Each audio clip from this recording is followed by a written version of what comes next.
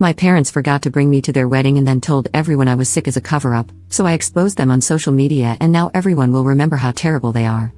Posted by you/forgotten_child9. I know this seems like a weird situation, but I just feel so angry and depressed that I need to vent, even if no one is listening. So I, 17F, was recently forgotten on the day of my parents' wedding. My parents have been together for about 25 years, but they never actually got married. That's why, when my dad, 50M, proposed to my mother, 49F, on their anniversary, which they have always celebrated on the date my mother found out she was pregnant with my eldest sister, even though they were already together before, everyone, including me, was elated and celebrated the occasion with great joy. This happened all the way back in February. They immediately jumped into wedding planning, deciding very early on to have a small event in Hawaii with just the closest family and friends for an intimate ceremony. Almost immediately, my mother asked my sister, 25F, to be her maid of honor, and my dad asked my brother, 22M, to be his groomsman. I wasn't surprised or offended by this. My sister had always been a mommy's girl, and they both enjoyed spending time together shopping and socializing, so they had a very close bond. The same goes for my father and brother. They always played football together and messed around with cars. My father even trained my brother's team for a while in middle school. That had always left me as the odd one out. I tried to insert myself into my family's hobbies and the groups they had within our home, but I was always rebuffed. Maybe they could sense that my interest in their activities wasn't all that genuine, or maybe they just didn't care. Either way, I was used to being the last and least important member of my family. Mom had sis, dad had bro, my parents had each other, and my two siblings were closer to each other than they ever were to me, leaving me very lonely and isolated in my own home. During the preparation for the wedding, it was initially suggested that I be the flower girl, but my sister thought that role would be more appropriate for her daughter, 3F, so that idea was quickly tossed aside. Later on, my maternal grandmother suggested that I might read a poem or give a short speech during the ceremony, but both my parents refused because they wanted the wedding to be low-key, and they didn't think a cheesy and sappy speech would fit their vision, their literal words. I was still okay with all of this, even though it hurt to know I would be the only member of the family to not actually be part of the wedding party or have any role at all on the day. As the day approached, my parents and siblings got more and more caught up in all the wedding planning. I noticed my mom didn't invite me dress shopping and that whenever they had discussions about the venue or the event, I was left out. So, I decided to see if they would realize that I wasn't being involved at all and kept quiet, waiting for them to ask me something, anything, about the wedding, but that never happened. The wedding was set for 3 weeks ago, at the end of August. The day before the departure, my mother casually asked if I had my luggage ready because we couldn't be late to the airport. I bluntly told her that I hadn't prepared anything. She looked confused for a second and then snapped at me for not being prepared. I then asked her if I even had a ticket, and her face went pale. Yep, they hadn't even bought me a ticket, and I'm not even sure if I had a room or any accommodations once there. Even though I was the only person in my family without a stable income, I work as a part-time babysitter. My parents had bought first-class tickets for my siblings and a couple of other friends attending the wedding but had forgotten me. My mom told me not to make a big deal out of it and that they could just find me a low-cost, last-minute ticket from a cheap airline, but I just replied by asking her, "Then what? Do I even have a dress for the ceremony?" She had gone with my sister to buy hers and all the other female guests months ago, but I wasn't included. That's when my father came in and told me to suck it up, saying that I've never been a girly girl, so I could just wear whatever. I got mad at this because, even though I'm not the most feminine girl on the planet, I would have loved to be included in such an important part of my parents' wedding. It wasn't about being feminine, it was about the fact that I had been excluded from everything that had been going on for months. We all got into a fight, with them calling me entitled and accusing me of making myself small intentionally so they would forget me, as if that's a valid excuse for ignoring a child.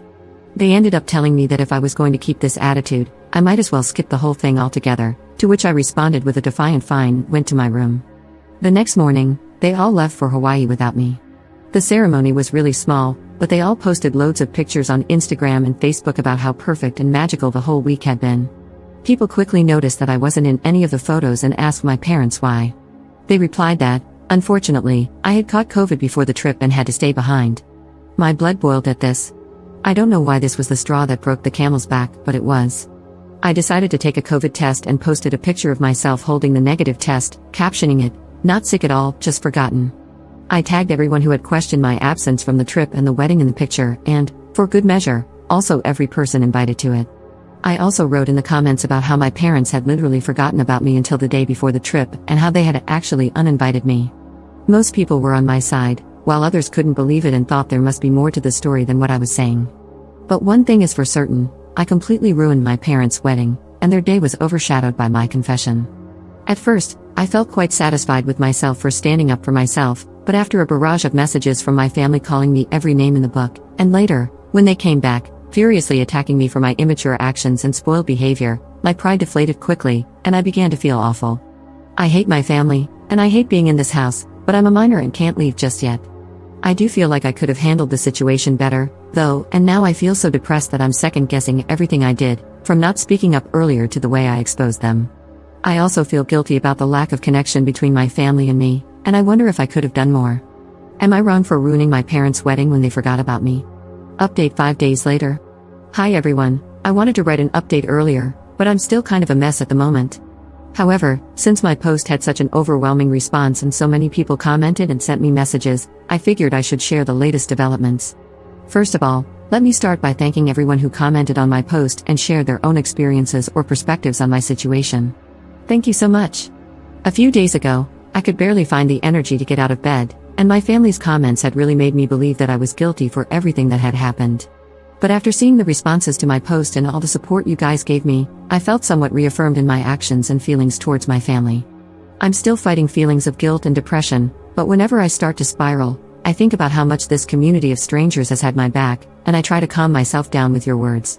Thanks to your input and advice, I finally decided to call my grandma and tell her the full story. Just to clarify a point before going on, I mentioned this in the comments, but I feel like I should put it here too. My grandma, 77F, did not attend the wedding. She lives several states away and has mobility issues, so she doesn't travel anymore. We visited her around Easter, and that's when she suggested I might read a poem at the ceremony, but that was the last time I saw her in person before all this. She's always been very loving to me and has called out my parents in the past for their favoritism.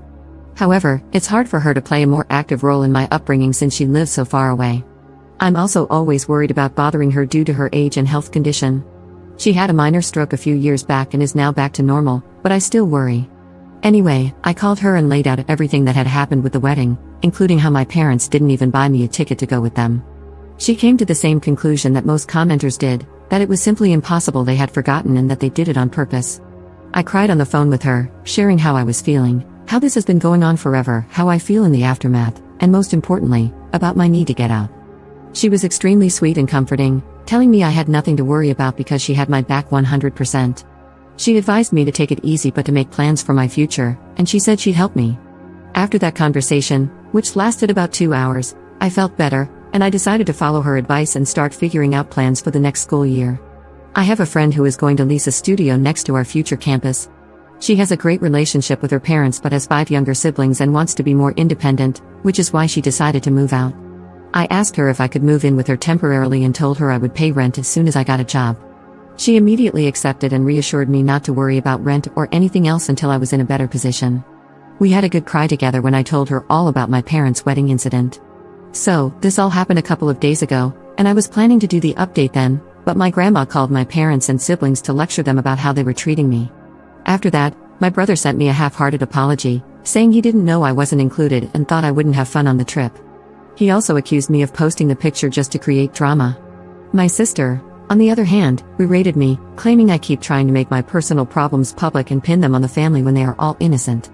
It's been weird with my parents ever since they came back from the trip. At first, they were furious with me, berating me, and now we've just been ignoring each other. After my grandma called them, they came into my room, telling me that if I wanted to put this whole issue to rest, I should shut up about it and that everything could have blown over by now if I had just kept quiet.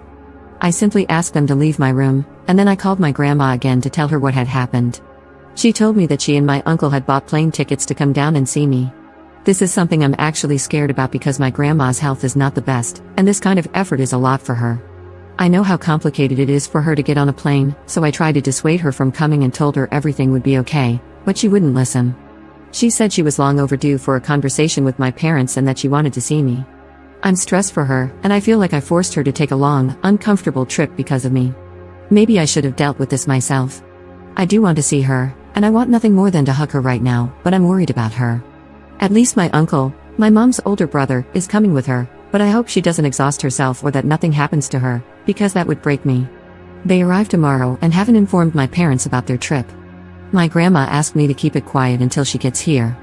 I hope she can make my parents see the mistake in their actions or, at the very least, help me break the news to them that I'm moving out soon and plan on going no contact with them. I don't know, I'm worried about her having to do so much for me and bothering her, but I also appreciate and love her so much for doing all this for me. Second update 4 days later. Hello, sorry for not updating sooner or commenting. As you can imagine, if you've seen my last posts, it's been a busy week, to say the least. A lot of people have been messaging me and commenting on the post, and I haven't had time to respond to anyone until today. I'm sorry for that. You all have been so helpful and caring about me and my story, and it's been truly eye-opening and terrifying to see how many people have gone through similar stories of neglect and abuse. I just want to thank you all for taking time out of your day to send kind words to this internet stranger. This update will be long, so I apologize for that. I'm just going to continue where I left off.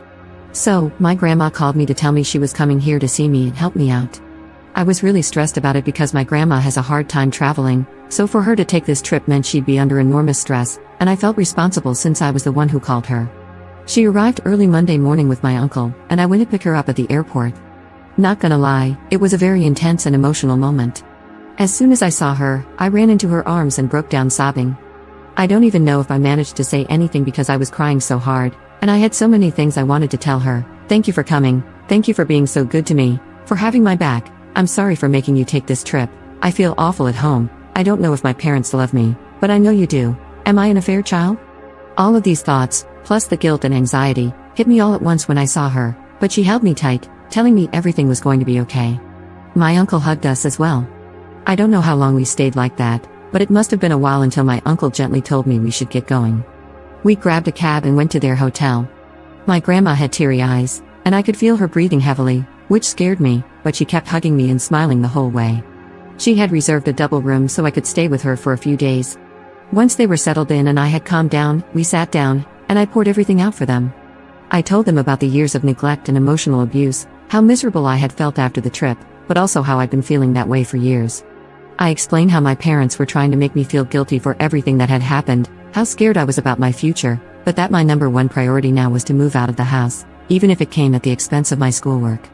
I also told them I had made arrangements to move in with my friend and was looking for a job. Finally, I mentioned this post and how some people thought I might be an affair child, which had led me to start questioning that as well. It was a lot, and I could tell they were both really affected by what I was saying, but they kept comforting me and making me feel safe enough to open up. After I unloaded all my concerns, my grandma reassured me that I had nothing to worry about anymore and that she would always be here for me. First, she assured me that I was not an affair child. She told me that both my parents were thrilled when my mother got pregnant with me and that she knew cheating was a deal breaker for my mom, and she believed it was the same for my dad. According to her, the favoritism began showing when I was around 3 or 4 years old. My parents were constantly complaining about having a young kid in the house because they could take my older siblings to their activities, but not me. I was also very shy and a bit of a crybaby, which they had no patience for, and it made me different from my siblings. She told me that she knew my parents had saved more than enough for my college, they're really well off, so I had never been concerned about that until now, worrying they might pull the funds. She assured me that if they tried not to pay for my schooling, she would take care of it and wouldn't let me drop out due to money concerns. She also offered to help me with rent and give me an allowance to move out. She was very generous, and I thanked her for everything, but I also told her that this experience had been eye-opening. I never realized how privileged I had been financially all my life until now. For all their faults, my parents have pampered me financially all my life. I went to private school, have a rather large monthly allowance, and have had a credit card for years, with no objections to any of my expenses. After reading the stories here, I realized how good I've had it and how being dependent on them has made me vulnerable to losing everything. Now, I want to be independent, not just from my parents, but from everyone. I feel like I need to learn to stand on my own. Writing this, and reading about people in truly awful situations, makes me feel like I've been a spoiled brat, to be honest. My grandma insisted that I accept her help until I don't need it anymore, and I agreed, but I'm still going to look for a job and work towards becoming fully independent. We relaxed for a while at the hotel because we were all exhausted from the morning, but in the afternoon, we grabbed a cab and went to my house. My parents were extremely surprised to see my grandma and uncle with me when I walked in, but before they could say anything, my grandma told me to go pack all my essentials while they talked to them. I rushed upstairs and could hear my grandma and uncle berating my parents for everything they had put me through. At first, I heard my parents trying to defend themselves, but eventually, they quieted down. When I came downstairs with 2 suitcases and my backpack stuffed with everything important from my room, they were all in the living room. My father was beet red, and my mother was sobbing like a child. When she saw me, she extended her arms toward me, saying she was sorry, but I just said, "Save it," in the coldest tone I could muster. My dad then snapped, saying I didn't have to be a jerk, to which both my uncle and grandma immediately told him to shut up. I left the house at that moment and waited for the cab outside. At the hotel, my grandma reassured me that I wouldn't have to go back to my parents. She told me they had assured her my college tuition was never in question and that they had planned to throw me an extravagant birthday party and give me a car as an apology for the wedding mess. But my grandma saw right through it, recognizing that they were just trying to save face and coming up with these things on the spot. She made it clear that a party and a car wouldn't make up for everything they had put me through. Apparently, the moment that broke my mother was when my grandma told her that I had even questioned my paternity. My mom started crying, but my grandma told her it was no surprise, given how they had repeatedly excluded me from family events since I was a child. My grandma then told me she would ensure they made the payments to my school, but she also offered me the option to completely cut ties with them and have her cover my expenses until I could support myself. I asked her to do that. I felt bad because it's not her responsibility, but I truly don't want anything more from my parents. Although my grandma is pretty well off, she's not as wealthy as my parents. Still, she reassured me that everything would be fine and that any money going to me would simply be deducted from my mom's inheritance. The next day, we went with my friend, her parents, and my grandma to see the studio we had planned to move into. As soon as we arrived, my grandma immediately said, "Absolutely not." I knew from the pictures that the studio was small and dirty, but when we saw it in person, we found water damage, mold in the bathroom and kitchenette, and rust on the old appliances. I had figured I could live with it for a while, but the adults pointed out something that changed both my and my friends' minds. The studio was street level in a bad neighborhood, in a building that didn't seem particularly safe, with bullet holes on the walls, which I didn't even realize until my friend's dad pointed it out. So, my grandma and my friend's parents said they would help us find an apartment in a better location and cover the extra costs. Both my friend and I want to be independent, but we understand that with likely minimum wage jobs in such a high demand area, we won't be able to afford anything better on our own. The plan now is to look for a 2-bedroom apartment. My friend and I will pay what we had originally budgeted for the studio, and her parents and my grandma will cover the difference. I know it's still quite spoiled of me to expect help from my grandma, but after seeing the studio in person, I truly wouldn't have felt safe living there. My friend's parents, who were somewhat aware of what I was going through, told me that I could move in with them until we find a suitable apartment, for which I'm extremely grateful.